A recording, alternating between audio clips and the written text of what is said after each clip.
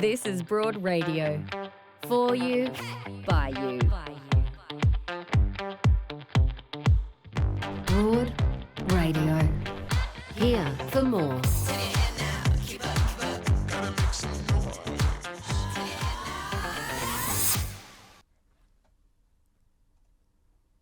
Oh my goodness. Hi there, Myf. How you going? Jo. I'm great. Nice to see you. Oh, you can hear me okay? I can hear you. You can hear me? Yes, my goodness. Look, firstly, hello and welcome to Broad Radio. My name's Jo Stanley, and today our co-host is the amazing Myf Warhurst, and I will need to just explain that I'm at home joining remotely because my daughter is unwell, so I'm here with her. And Myf, thank you for holding down the fort there. I love it. I'm doing nothing. I know nothing about tech, so I'm just sitting here watching everybody go about their business while I sit here like the queen that I am. You are very much a queen, and that's exactly how you should be behaving. Or the queen that they make me feel like, I should say. I don't think I'm a queen, actually, but... Well, that's it. Well, you are, though, darling. We're queen as in Q... Oh, how do the ladies say it? The cool way? Q-W-E-E-N? Yeah. I have to explain also that my Labrador is losing her mind over something, so she's barking crazily here. So it's all happening. It's all happening. It feels like COVID times again, doesn't it, with all this stuff going on? It's really true. I have to apologise that we're joining a little bit late, but I do want to acknowledge the incredible people behind the scenes who are working feverishly every week to get us on air. And there's a lot of building Broad Radio behind the scenes that is taking what you see now to something much bigger. But we have to acknowledge Beck and Sess and Olivia and Ro, who are all there getting us up and running each week. And sorry that we're a little late today. Something fell over, but it's all okay. What did they used to say? Better late than never. That's exactly right. Yes. So here we are. And Myf, you made it too. Last night you were waiting for a play. How many times were you bumped coming back from Brisbane yesterday? I think I was bumped 5 times yesterday. So I was at the airport around about 3 o'clock for my 4:15 flight. That it was 3:15, but it got bumped, and then it got bumped to 5:45, and then 7:15, and then back to 5:45. Oh my gosh. It was a time, and it was chaos at the airport. I think a lot of flights had been bumped last week, so there was lots of families coming back. I thought school holidays were over, but no. Families coming back, kids crying, overtired. It was 11 o'clock at night, and they're trying to get to the long-term car park. And my heart was just going out to everybody because I felt terrible, and I only had to look after myself. But all these poor little kids just holding on. You can see they're like hanging on to their mum and dads, or they're whoever they're with, their parents, and they're just wanting to give up on life. But we all felt the same. It is an absolute time.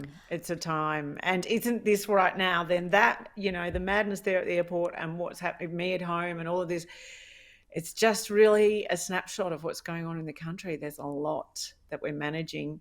But here we are.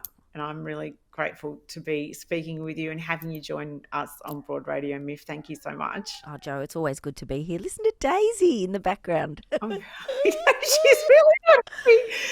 Oh my gosh, it's going to be a fun show.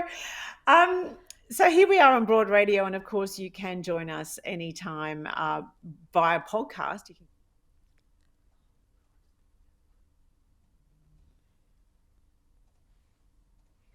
If a lot of the time our shows tend to fall into a bit of a theme, kind of by accident. Yeah. And today is no different, in as much as I feel like this show sort of is around the themes of who we are and how we're informed by what has gone before us, but also who we choose to be based on the qualities that we embody in a lot of ways. And so today we're going to be starting our conversation with the very compassionate merchant of hope. He's been described as Karapanagiotidis from the Asylum Seeker Resource Centre. He'll be joining us first up, he's an incredible person. I'm really looking forward to learning about what kind of drives him and, the work that he does with refugee and asylum seekers in Australia. But then we're also going to be joined by author and illustrator and creator of the fascinating book Daughters of Melbourne, Maree Coote. And she's captured the history of Naarm, or Melbourne as it's better known, and the unsung pioneer women who've made Melbourne what it is. So there's a lot of talk around sort of, what's brought us to who we are today. And Myf, I'm fascinated on your perspective of that because for two reasons. One is you are writing your memoir. Oh, I know. A terrifying gig. I had no idea. I've heard people talk about this experience of writing a memoir before, and I thought, I can do that. That'll be fun. And then you do it, and you're like, oh gosh, it's really an interesting experience to try and work out the things that have, I guess, influenced you or made you who you are, and then distilling it into book form. I found it quite overwhelming, to be honest. But I got there on Friday. I handed in my I guess you call it a manuscript. That's what the professionals call it. Handed it in, and it's off to be edited. It'll come back. I'll be able to make changes and things. But it was just nice to get the bulk of it done. But the process was really interesting, and I thought I had a theme that I was working on, in that it's using music, so particular songs as a step-off point for memory. But I found it was even hard to stick to that when it comes to memoir, because it's you're trying to work out how to tell this story that is your story, that involves other people, a lot of other people, but also make it entertaining and enjoyable. So there were a lot more demands, I think, on my creativity than perhaps having written before. I had to face, and you're right, Jo. You do columns, and each week there's a different tale to tell. And I thought I'd approach the book like that, but it was really hard to narrow things down and be specific, and yet tell a whole story. Yeah, it was a really interesting. So is it your life story, or is it sort of version, like parts of, like segments of your life, or sort of like anecdotes and snippets of your life? It's a little bit memoir in that it goes from beginning to now, but it's not really, and then this happened, and then this happened, and then this happened. It's more just segments, and I've gone for hopefully the more fun segments. Because I feel like after the last couple of years we need a bit of joy as well. Yes. So I've gone for lots of fun stories, but there's some really tough stuff in there too. But that tough stuff mainly involves me. I haven't really delved into things that might involve other people, or stories that I don't feel qualified to tell at this point in my life. So yeah, it's more of an enjoyable romp, I guess you could say, through the weirdness and the fabulousness that has been my life. Yeah. Oh, I can't wait to read it. I certainly have ambitions of writing a memoir, and I suppose my thing is, what is of use to people? Like, why would people want to hear my story? How can I make it something that actually isn't just me indulgently telling, and another thing happened about me that was so interesting. You know what I mean? I want it to actually have an impact. Yeah, exactly. And that's the thing, when you're writing it, you're like, is this even valuable to anybody? In telling this, is it valuable? Am I learning anything? Am I sharing the right things? Is my story even interesting? I've gone through all the emotions when it's come to that. And in the end, I think what I came to was it's been a lovely exercise, and I will love to have it. And I think if anyone just wants to find out, I guess, how, if it's helpful to anyone, how I am where I am at this point in my life, and things that I've grappled with in my life and how I've overcome them, I think hopefully that might be helpful to some people, and also just to give them a bit of a laugh, hopefully, as well. I think it absolutely is helpful. I think people love you, Myf. I think people are going to be like, yes, I want to know, a little bit more about what makes you tick, but also take away, if she's got through that, then I can too. I think there's a lot of, that's why we talk and tell our stories, isn't it? That's true. And we are storytellers at heart, and that's the one thing that has connected humankind since the beginning of time, is our ability to tell stories however it comes, through music, through books, through stories, through our own history, oral histories, all of those things. It's what we do. So I don't know. There's a lot of books out there. I didn't want to write a bad one, but hopefully I wrote one that a couple of people might want to read. I'll read it. Thanks, Guaranteed. Jo. Thanks, No Jo. I'll have to question come about back that. and I can come and punish you about it again. But I must admit, I'm a bit sick of myself. Like, I've been living in my own head for the last 6 months, and I'm done with me. time to do some other stuff, I think, and that's a big challenge too, because I think we sat with ourselves for the last 2 years in lockdown in Melbourne especially, and it'll be nice to go and do some other things after this. Yes, I agree. And it's what I love to do on this show is to learn about other people. And so let's get to our first guest, because one of the people I would say who's had an indelible impact on not just Melbourne, but our country, and the incredibly important and compassionate work of advocacy for asylum seekers and refugees who come to Australia. His name is Con Karapanagiotidis. He's the founder and CEO of the Asylum Seeker Resource Centre, and I'm thrilled to welcome him to Broad Radio. Hi there, Con. Hi, good morning. Thank you so much, Jo. Thank you, Myf. And I'm coming to you from Wurundjeri land. And Myf, I remember when I wrote my memoir, I spent most of it just sobbing and crying. It was such... So I'm just listening to you, shaking my head, going, I couldn't wait to get out of my body after finishing it. But God, it is a cathartic process. I can't wait to read your memoir. Oh, thank you, Con. And I was interested to talk to you actually about that, about how much, your memoir was very, very open and very raw in parts. In fact, you even went back to your editor at one point and said, no, put that back in, when it was it was deemed to be perhaps maybe too confronting for some readers. What made you want to tell your story in such an open way? I think I grew up carrying so much shame. I think I grew up in a little country town called Mount Beauty. Parents were migrants, grandparents were refugees.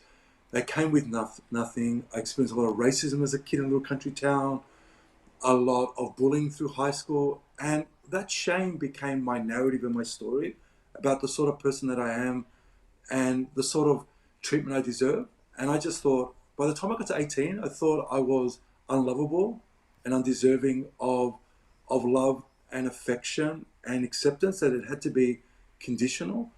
And I carried that shame all the way through into my 40s, where I never felt like I was enough. And I think we often take our traumas and they become the soundtrack to our lives. That is, no matter what other people are telling us, we start to define ourselves by our deepest hurt. And I wanted to let it go. And I thought if I'm going to write a book, so I thought the same, who wants to read about my life? If I'm going to write a book, I want to let go of my own shame and trauma, but I also want to create a safe space for people to go, you're enough, and that your trauma doesn't define you. Your hope, your love, your potential, your kindness, your heart defines you. And that's why I wanted to be that vulnerable. It was terrifying. Because it was so scary to be so vulnerable, but it was the most powerful thing, because once you let go of the things that shame and silence you, the power that goes with it too. And suddenly you find a new story for yourself. Yeah. Oh, I love that. Con, I love that. oh God, Myf, I don't know if you're like me, but I feel like I just want to reach through the screen and give you a huge hug, because that complete openness to your own growth and sharing that with others is incredibly courageous. Absolutely. Well, I think a lot of the times as men especially, we're raised to be real men, tough men, man up. And that sense of masculinity is killing men. It's killing 7 Australian men a day. It's killing an Australian woman a week. But most importantly, it's isolating men from intimacy and from love and from the most incredible connection to the women and children in their lives. And I also wanted to tell that story about, as a man, that we don't need more real men. We just need some good men. We just need gentle men. We need kind men. We need vulnerable men. And men want that too. We're raised to be stoic and hard. And it's like, how's that working for us? It's not. And it's not working for our community. And I also want to create that space. And a lot of people who bought my book when I was on tour were women saying, I've bought it for my husband, my partner, my brother, hoping that they too might know it's okay to say, I'm not okay and I need help, please. And I want that to be a really important message to men, that you don't need to be strong and man up. You just need to be you. And being vulnerable and being open is actually what will draw the most beautiful people. And that was one of the greatest surprises. I remember in my 30s when I was like, oh, bugger this, I'm just going to start being who I am. I thought people would run a mile, and yet the more vulnerable I was as a man, the more it drew the best people into my life, because people are looking for that too. When you think you're a hot mess and you start being real with others, like, people love authenticity and honesty. And I think the very things that we're taught as men, and we're taught as people, that will that will drive people away are actually the things that connect us to people, which is our shared fragility and insecurity, and the understanding that we're all just doing the best we can in a really tough world. And imagine if we started from a place of shared compassion and kindness to each other, Yeah. how much different a Yeah. society we might have. Amazing. People love a hot mess, Myf. Hot messes of the world unite. And we are all coming out of the woodwork, and we don't live perfect lives, and life didn't necessarily turn out, exactly how we were told it would, and all of those things. And I think there's a real reckoning with the structures of society that exist to kind of remind us that we haven't made it, or we've failed, or we're not good enough. And I think our generation in particular has been one that is starting to really overturn those ideas, and if it's through our writing, I think that's really important, and I love that you did that, Con. I really do. Thank you. How then, when you talk about your shame and your lack of sense of self, and how it took you so long to right into your 40s to really accept yourself, but you established Asylum Seeker Resource Centre when you were 28. So how did that journey inform your decision to create an organisation that would support people who came to this country?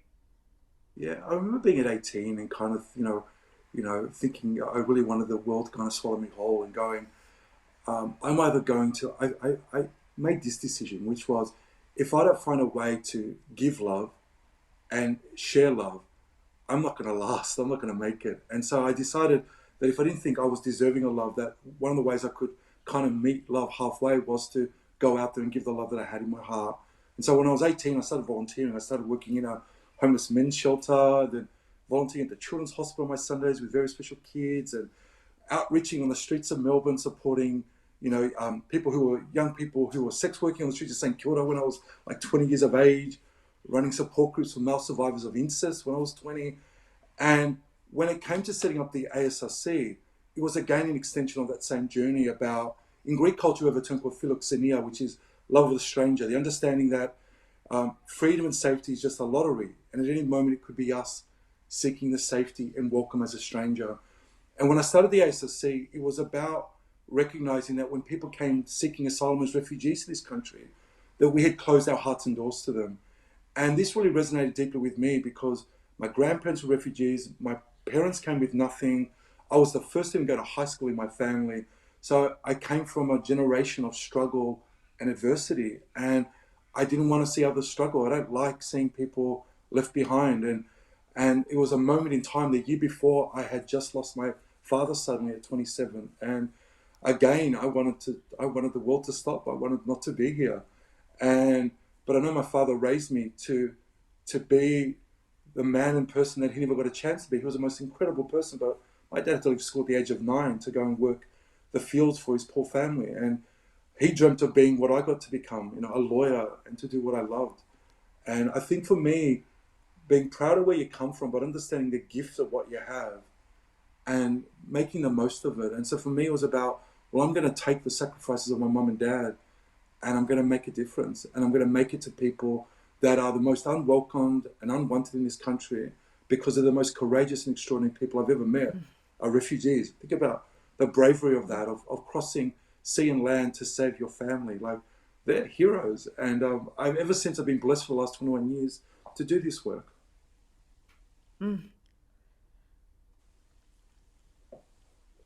Yeah, it's extraordinary to me that you would, I love the way you described that, to cross sea and land to save your family.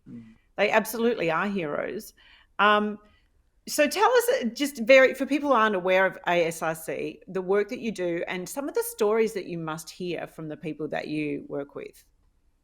Yeah, so I started this place 21 years ago, set it up in 8 weeks as a TAFE class project with a group of kids I was teaching at the time. Over the last 21 years, we've helped more than 30,000 people. Most Australians don't know that when people seek asylum as refugees from places like, just last week, we were helping refugees from Ukraine. Many people are left without healthcare, none can access Centrelink, many aren't allowed to work. And over the last 21 years, my work has been everything from, we provide a health service, a legal service, employment, education, food banks. But most of my work over the last 21 years, the stories that really sit with me are probably the most. They're probably too graphic to be sharing on a podcast, honestly. But the stories that really sit with me are getting little children out of detention centres, children that would have died in detention centres, reuniting families who hadn't seen each other in more than a decade, getting people their freedom after spending 10 years locked up in places like Nauru and Papua New Guinea. What it means when you see someone finally get their freedom and their safety and their security, and the way in which it just changes the world, is something so precious and extraordinary. Con, how do you cope with the idea, though, that Australians seem very comfortable with the fact that we leave people in limbo for such a long time? What does that say about us and the type of community that we are? To me, it's as if there's a whole bunch of us who are, both governments are guilty of it, who are happy just to let people fester without a future, and we know the detrimental effects of that. What does that say about us?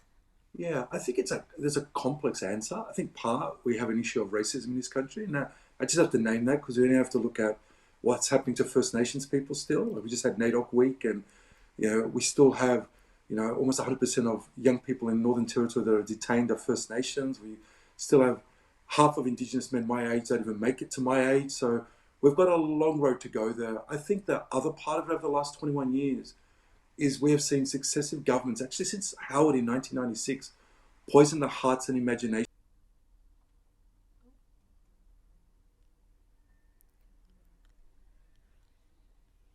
Oh, I think we've lost Con.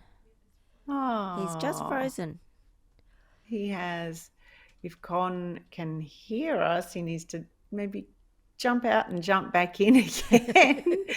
We've got everything going on today here, Myf. It's extraordinary. It sure is. It's thrown everything at us. It's like we're back down in lockdown and learning how to do it all again. It's great. Yeah. Keeps us on our toes, doesn't it?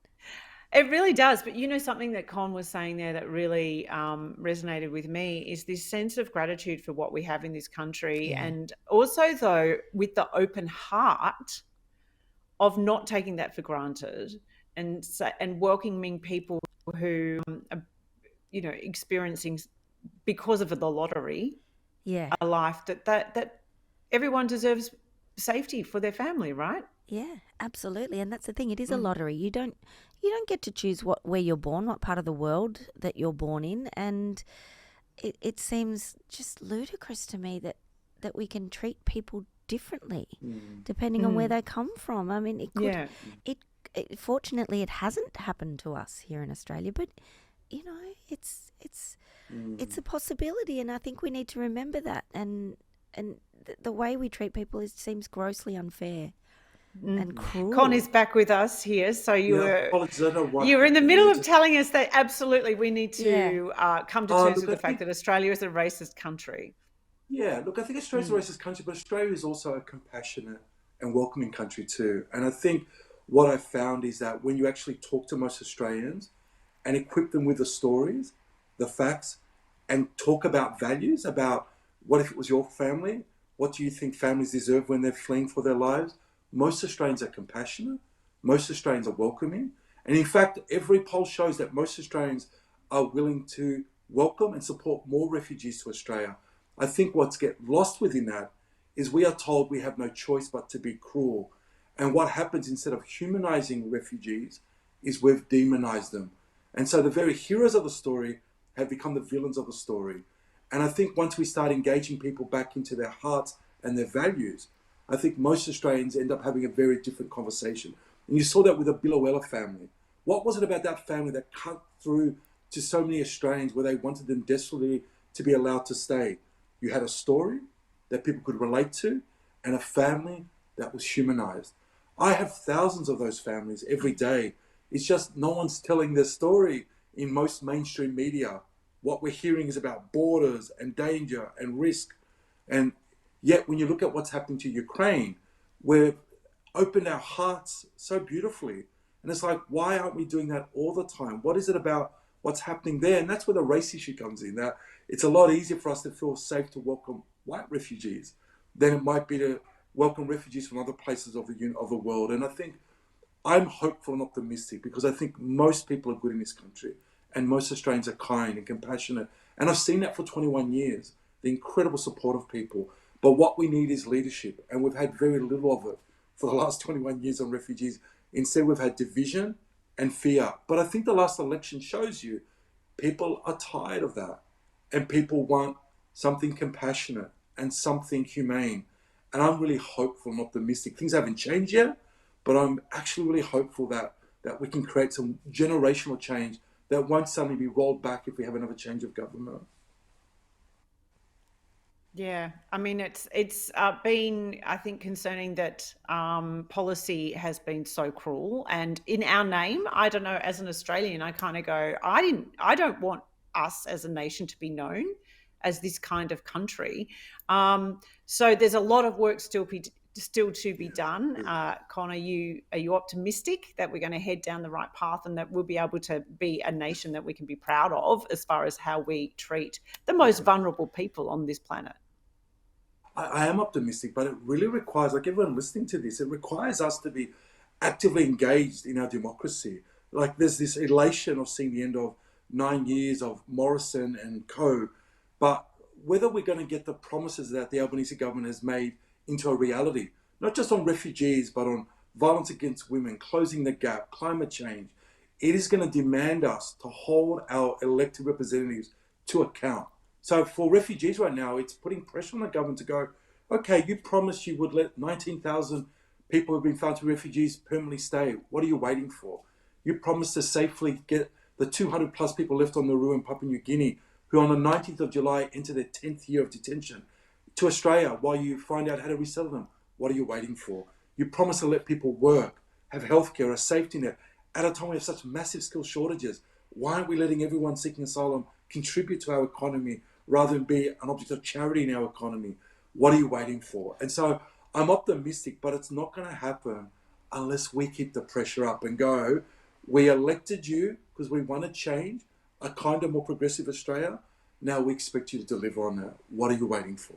Yeah. What do they say they're waiting for though, Con? Like this is the frustrating bit. Are they terrified of the political ramifications that it will have on their popularity? You're right. You're exactly right. What are they waiting for? Yeah, I think you've got good people who want to deliver on this, but I think there's that fear of the power of the Murdoch media, the way in which someone like a Peter Dutton as opposition leader will leverage that, the way that they will make this again about fear and division. But our conversations are, if there's ever a time to double down on your values, it's now. People elected you for these values. People elected you for these promises. How about trusting the Australian public? I think we've had decades of assuming. Morrison was the master of assuming the worst in people and pandering to that. And it worked for a time. Same with Tony Abbott, John Howard the same. I think Australians are tired of that. That's why you saw such a rise in independence and Greens is people want leaders that actually stand for something, not people that are willing to fall for anything. And I think now's the time for them to be brave. And whether or not, I think the next 12 months will be a real litmus test about delivering on that. So right now in the heart of winter, it's really tough because the Australian public thinks, oh, it's all changed. And we're like, actually, no one else is better off yet. One family is, but there's even the Billawella family are still on temporary visas. Even they aren't permanently allowed to stay here yet. At the moment, we've got just as many people locked up, just as many people without healthcare, without the right to work, without a safety net. We've got just as many people turning up homeless and hungry. And the only difference is, as the cost of everything triple, as a charity, when we're the food bank, the pharmacy, the roof over their head for people, it's getting so much tougher, not just for us, but for charities across the board to keep our doors open while also facing another surge of COVID. So it's really challenging times. And I think the big message to the Australian public is, please keep standing with our charity sector because we're the ones at the bottom of a cliff as people keep getting thrown off it at the moment until policy changes. And don't close your hearts and keep holding your political leaders accountable because I am hopeful they're going to change this country for the better and that we are going to see under this government significant, positive progress around the treatment of refugees. But at the moment, nothing has changed. And we need to understand the difference between a promise and that promise being delivered. And not be complacent and comfortable until we see that change. Well, Con, thank you so much for the work that you do. Your passion and your optimism and your hope is truly inspirational. The way that you drive the ASRC with no government support, you're fiercely independent, which is incredible. It's just incredibly inspiring, and I know that you make a huge difference to hundreds of families every year. You can still donate to ASRC. It's asrc.org.au. Even though their telethon is over, you can always donate. If you feel that you are able, that's a really good place to share a few of your dollars with them. Con, thank you so much for your time today. Thank you so much, Jo. Thank you, Myf. So Thank you, appreciate Con. being on your wonderful show. Thank you. Take care. Thank you. Australians know that sun exposure can cause skin cancer, but dermatologists also know that it can cause wrinkles, pigmentation and age spots. That's why you need sunscreen every day. Ask your Chemist Warehouse pharmacist which sunscreen is right for your skin. Broad Radio. Talking inspo we love, info we need, and sharing more of us. Watch and listen live every Tuesday 9 a.m. Australian Eastern Daylight Savings Time at broadradio.com.au or find us on Facebook, Twitter, YouTube and LinkedIn at Broad Radio Oz. Talk to us live. Call on 1300 8 Broad. Catch up on demand anytime, anywhere, every time, everywhere. On the train, we'll be here. 2 a.m. existential crisis? We've got you covered. Broad Radio. Here for more.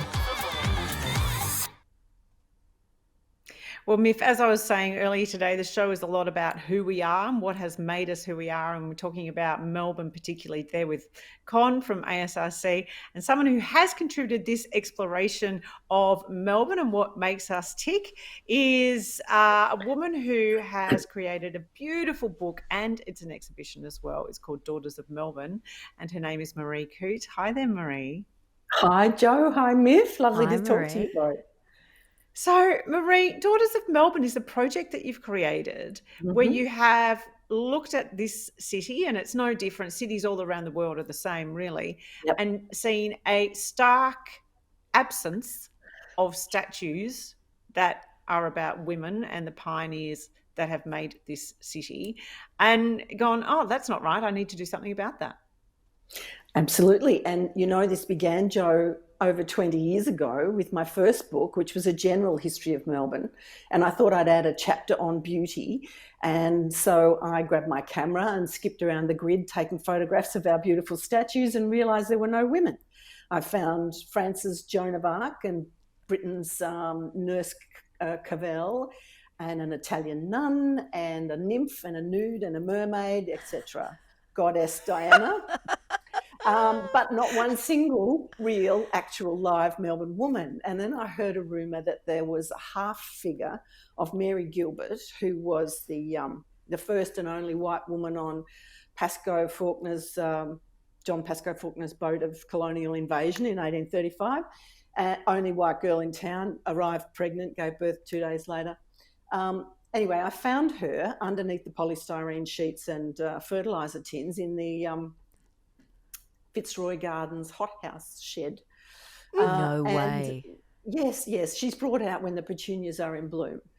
And I was shocked, and I've written this into 4 editions of the Melbourne book ever since over those past 22 years, and nothing's changed. So I thought, look, I have to do a new volume just on this. In 2006, I think, Kylie and Melba were added to the wrong end of the docklands in a windblown, desolate pier position where no one would ever see them. But the point's moot anyway, because they were removed a handful of years later, Kylie into storage and Nellie Melba back up to Coldstream, to the property up there, in a reconfiguration of the docklands again, In 2007, Lady Gladys Nichols was added up near Parliament House, Aboriginal activist and social reformer, a fantastic, much-loved figure who devoted her life to the nourishment and care of Aboriginal and Torres Strait Islander women who'd been displaced into the inner city suburbs. And so she's there. So the tally, I'll just give you this now, is 1.5. Okay, so There's 1.5 statues of women in Melbourne from. But we do have a couple of great Olympic athletes around the MCG, I believe. We do. Betty Cuthbert. Yes, not a Melbourne girl. Shirley Strickland. Yeah, not a Melbourne girl either. No. And recently we had Taylor Harris added and Nova Peris, both of whom, Nova's from Darwin, Taylor's from Brisbane. Interestingly, when Taylor's bronze was installed, a certain North Melbourne coach went off his head, apoplectic, at the quote, ludicrous and, quote, mystifying addition of a statue to this sportswoman, which in some way apparently undermined or demeaned his own statue, which is outside some footy ground in South Australia. And you just think, are you kidding me, guys? There's room for everybody, like, seriously? So apart from that, Taylor Harris's bronze, which was, touted as being a fabulous bronze, blah, blah, blah, is no longer there because apparently, guess what? It's not bronze. So it either was or it wasn't, but it's not bronze now and it can't handle the weather. So it's been removed into storage for repair. And I understand it will end up in Brisbane where where she grew up. And, this issue, it really does, it's not unimportant. People think statues are expensive and useless and vainglorious and whatever. But they are a part of our storytelling and they are a part of our history and our family album, really. And if you leave certain people out of the family album over and over and over, you're going to either grossly discourage them from a meaningful input, or make them really pissed off, one or the other. And so I just think it's just not on. Also, statues are very visible part of our historic storytelling because they're in our streets, they're in our, in our local towns and in our environment, and they reflect back to us what we find is valuable, and women aren't there. So guess why, men don't think women are valuable, and I think Con alluded to the stats on domestic violence. A woman's killed a week here in Melbourne in domestic violence episode. 10 are hospitalised each day in the same way, and much worse for Aboriginal and Torres Strait Islander women. I think that if you had women on the grid on every other corner, that it would be edifying, and civilising and elevate the position and the contribution of women, not for what they look like, but for the works that they've done, for the contributions that they've made to Melbourne's culture and commerce and community, I mean, it's like a coral reef, everyone lays down a part of the bed of the reef and you build on that. Everyone builds on what everyone contributes. And the contributions of these 50 women that I have in this book, I think are critical to our culture. And I really want to celebrate them because I think it's just not on. It's in fact lamentable that we don't acknowledge them. And Maree, the list is extraordinary of women, and there are so many that should be honoured and have yet to be honoured in any kind of public forum. How easy was it to collate this list, given how many women have been ignored in history, or how difficult, I guess, to find information about these women because of that fact? I had lots of heroes of mine, obviously, that I wanted to include straight away, like Wendy Saddington, who's on the cover. Fantastic blues howler that she is from the 60s.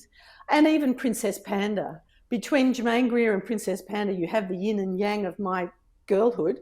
And I love that dichotomy, because they all inform each other across the decades. And Chrissy Amphlett from the Divinals, like me, was a big fan of Princess Panda and used to watch her on television and wonder how she did what she did. We're discovering that sexual power that Panda had. She had some kind of currency, and it was fascinating to square-eyed kids in the 60s. But yeah, I just basically went out and thought, who has really moved the game on, whether it's Zelda Deprano or Olive Zakharov or Gladys Nichols, as I say. Henrietta Dugdale is a fantastic woman. Alice Rowan is a wonderful, I would ask your listeners to think, do they know more? Would they recognise Frida Kahlo more than they would Alice Rowan or Varley Myers or Wendy Saddington? And if so, we got a problem, because Frida Kahlo has had no impact whatsoever on this place in which we live. She's just been iterated and iterated and iterated and iterated and iterated, so that the opposite has happened to these women. They've been photocopied out like a photocopy of a photocopy of a photocopy that gets fainter and fainter and fainter and disappears from history, because, and it's not an accident, it's quite deliberate. A lot of historians and gatekeepers of culture, who are men, are attracted to men like them, men of power and position, and the doors open for those people. The doors don't open unless you kick them down to other people, and that includes, black and brown people, gay people, disabled people. It doesn't matter. So there's a kind of a club that's okay with getting visibility. Everyone else is, like Con was saying before, until you put a face to the Biloela family, they're invisible and they're easy to ignore. And until you put a face to these women, and this brings me to another point about visibility. There is a sculptural tribute to the fantastic Olive Zakharov in Port Melbourne, but you would not know that because it's 3 concrete blocks. So when you look down the street, you see 3 concrete blocks, and then you unsee them because they're very, unremarkable. And so you have no idea that this woman, who was a towering humanist, she fought for gay rights, children's rights, women's rights. She fought against domestic violence. She fought against nuclear warfare. She was a really towering humanist. She was a member of Parliament. And we obviously deemed her life so valuable that we built a sculptural tribute to her in Port Melbourne, but you would never know that there was a woman there. You'd never know. You'd look down the other street in Bay Street and you'll see a bronze of Wilbraham Liardet. And you think to yourself, important man once was here. But you don't think important woman was once here, because the 3 concrete blocks give you no hint. Until you're very, very close, you have to go and investigate, and it will, in the concrete are imprinted, I'm not anti-abstract sculpture, but I really think this should be specific and figurative and bronze and lasting, like it is for guys. Yeah. You look at them, you can tell they were an explorer or a military bloke or a poet or whatever, or a footballer. You can tell when you look at them. But, that's not the case with these generic or abstract works that are given to women. So why do you think we're not given our bodies and our shapes and our humanity in sculptural form? What's that about? We have to demand it, and I think there's a terrific sculpture, but again abstract, of the Great Petition, it's called, and it's the 30,000 signatures of the suffragettes achieved, which was, can I say, a global first, that women could vote and stand for Parliament. It's an international first. Instead of seeing a figure of Henrietta Dugdale or Vida Goldstein or Bella Guerin, or better still, all 3, we see an abstract white scroll. And it's quite a nice object, but it's not telling our citizens, hey, we had these women here who were so advanced, so courageous, so determined, so intelligent, so applied. They devoted their lives to getting the vote for women. We don't see that. I think it's to me, something resonates in that, Maree, in that often, particularly when you look at community organisations that are effectively run by women, right, and huge amounts of volunteers that work really hard to make a difference, in whether it's at your school with the PNF, through to the footy club, through to larger organisations, right? And there's always this sort of feel like things just happen. Things just, massive movements just kind of emerge, and the people that actually make them happen aren't sort of recognised, because perhaps it's women's role to do that stuff? Like, we're supposed to just absorb it as well as run the family, rather than these big sort of leadership roles in those sort of harder versions of it, and those sort of ancient versions of leadership roles where you'd stand at the front of a ship and, you know, lead a kind of expedition. I'll tell you It's which one perhaps is easier. Yeah. Well, I'll tell you, I was president of the Parents Association, and I would happily lead an expedition through Absolutely. foreign lands. You know, I've had the corner office in my career, and I'm telling you now, it's much easier than looking after the kids at home. Yeah. It just is. It's a doddle, absolute doddle. So, I mean, look, unfortunately, we've been sold a pup that women don't need acknowledgement. They just love to do it. They just love to do that stuff. They do it anyway. And I say to that, that's rubbish. That's BS completely. Men love to do the power role, and even if they weren't paid, they do it anyway.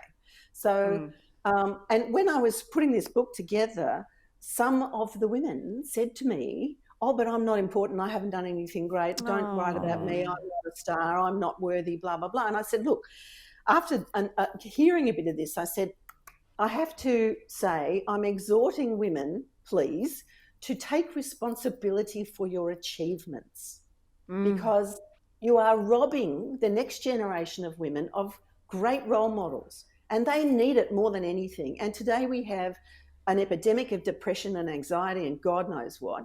And I really think, I mean, my generation, I seem to have around me people like, as I say, Jermaine Greer and God knows who were demonstrating to me that you could, you know, take on the world.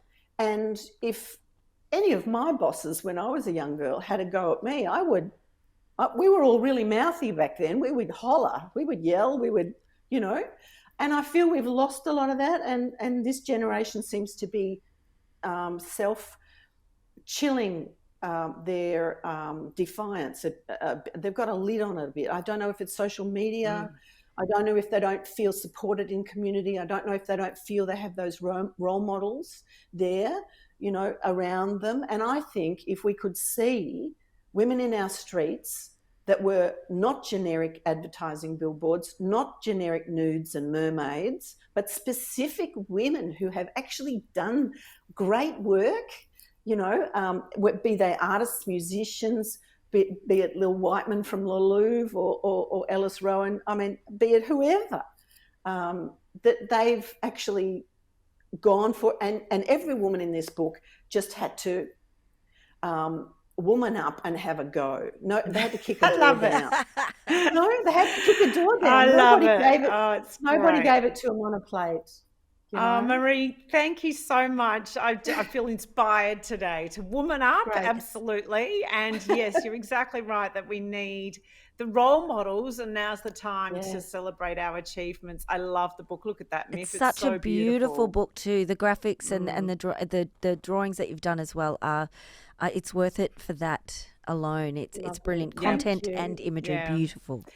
And I'm going to say this. I am planning a tattoo which was going to be of Frida Kahlo, because she's born on the same birthday as me, and I have been quite inspired by her, but now I think I need to perhaps explore some Australian women, maybe. I love that as a challenge to myself. That's brilliant. Thank you so much, Maree. Sorry, what was that?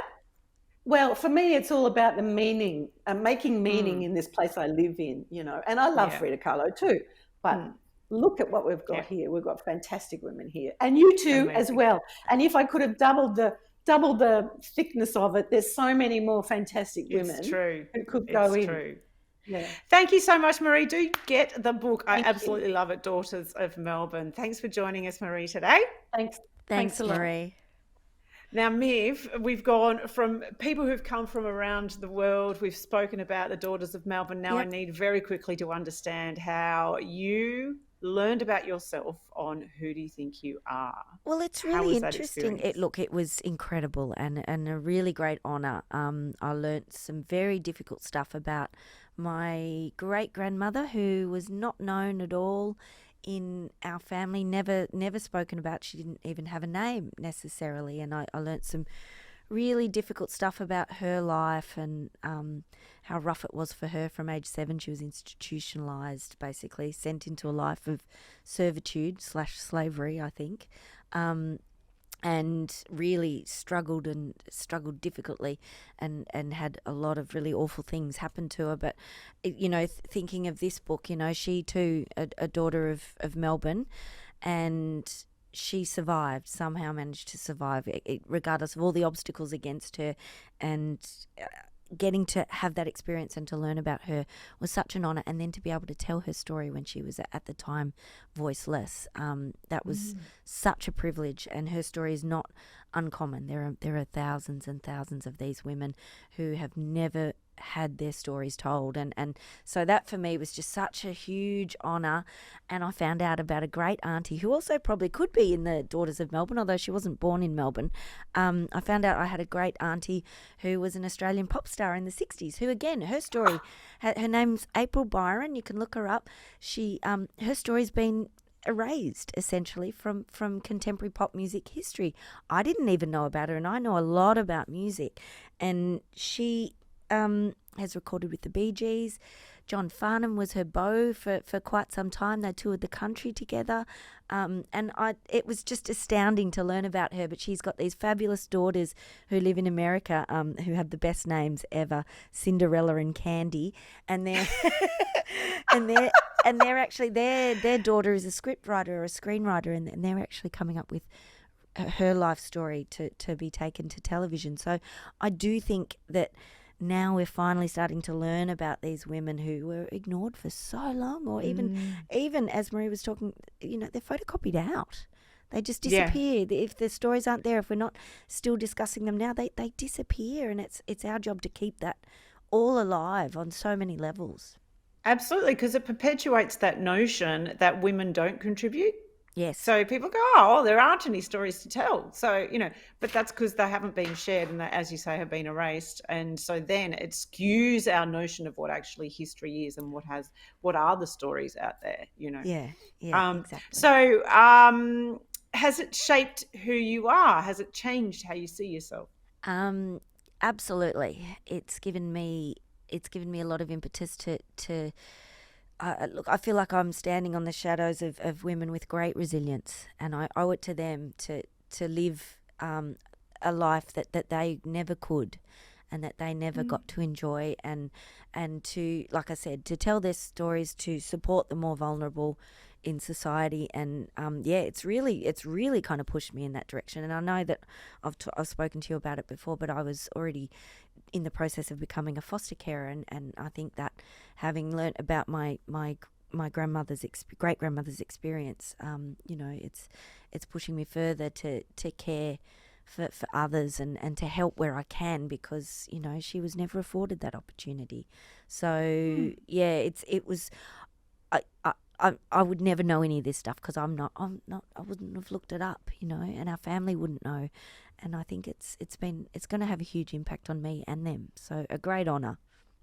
Amazing. Oh, I love that. Myf, thank you so much for joining us on Broad Radio again. Of course, we can't wait for your memoir, and Spicks and Specs is coming again. So that's starting in a couple of weeks. It's like, that informed a lot of us. That's television that we have so much affection for and great nostalgia for. It's thrilling that it's back. Oh, it's such a joy, and that's the thing in telly. You don't get jobs that you love as much as this. And when we got the opportunity to do it again, it's like, yeah, why not? Why wouldn't I? It's fun. It's actually fun. But also, the nature of the show has always been to bring new artists that people don't know into the forum and into public consciousness, and other more established artists that might not be in the zeitgeist so much, like it's, and from different musical styles and huge diversity, and you can bring them all together. And I think the best thing about the show is that everyone can be so different in so many ways, but we all come together via music, and that's how we tell our stories, and that's been the great joy of doing Spicks and Specs. Yeah. It is one of the greatest things about music, as you absolutely say there. And I have a little note here that says you're looking smoking hot in the promo as well. So you're ticking all the boxes there, Myf. Oh, it's funny because we went into a dodgy nightclub in Melbourne, which everyone would know of because you would have attended at some point. It's not dodgy, it's great. It's very late night. Yaya's in Collingwood. Oh, so yes. we did our photo shoot in Yaya's, and it was like I think the photo shoots are almost like me and my two husbands are looking at you across the bar and we like your vibe type photos. I want to party with them.